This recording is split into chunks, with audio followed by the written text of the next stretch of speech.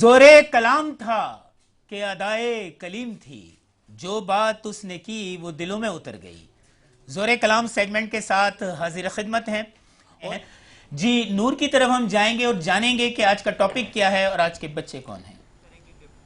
بالکل، آج ہمارا جو ہے ٹاپک بہت ہی زیادہ منفرد ہے اور بہت ہی مزے کا ٹاپک ہے، اور آج ہمارے ساتھ جو پارٹیسپینٹس ہیں وہ بھی چھوٹے چھوٹے ننھے سے بچے ہیں، اور دیکھتے ہیں کہ وہ اس ٹاپک پر اپنے کیا دلائل دیتے ہیں، کیا وہ اپنا کنٹینٹ ہم لوگوں کے ساتھ شیئر۔ اس کے ساتھ ساتھ ہی ہم چلتے ہیں ہمارے ننھے سے ڈیبیٹرز کی جانب اور دیکھتے ہیں کہ وہ آج کیا کنٹینٹ لے کر آئے۔ آپ تیار ہیں؟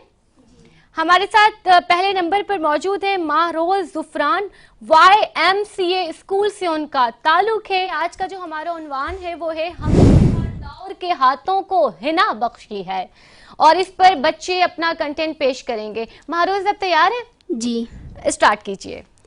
جناب صدر علی وقار، ہم نے ہر دور کے ہاتھوں کو حنا بخشی ہے۔ اگر ماضی کے جورقوں کے بارے میں بات کروں تو صفائے دیر سے باطل کو مٹایا ہم نے، نوع انسانی کو غلامی سے چھڑایا ہم نے صلاح الدین ایوبی بن کر فلسطین آزاد کرایا، تو کبھی طارق بن زید بن کر اسپین فتح کیا، تو کبھی محمد بن قاسم بن کر سندھ پر اسلام کا پرچم لہرایا۔ دشت تو دشت ہے، دریا بھی نہ چھوڑے ہم نے، بے رو ظلمات پہ دوڑا دیے گھوڑے ہم نے۔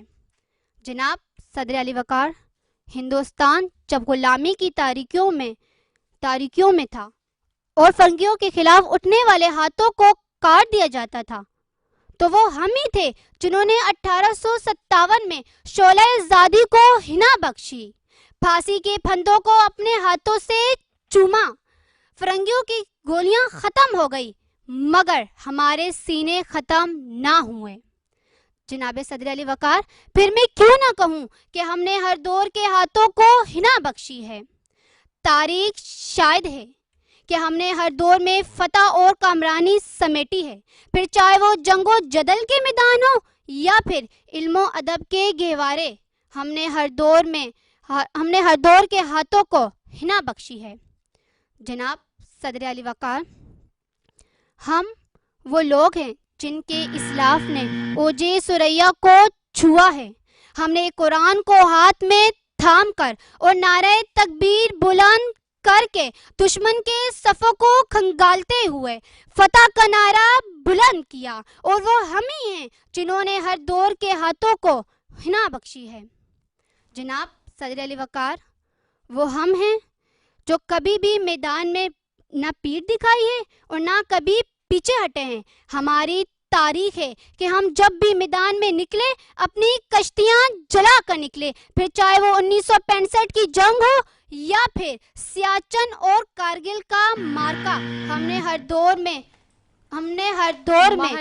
ماہروز آپ کا ٹائم ختم ہوا چاہتا ہے۔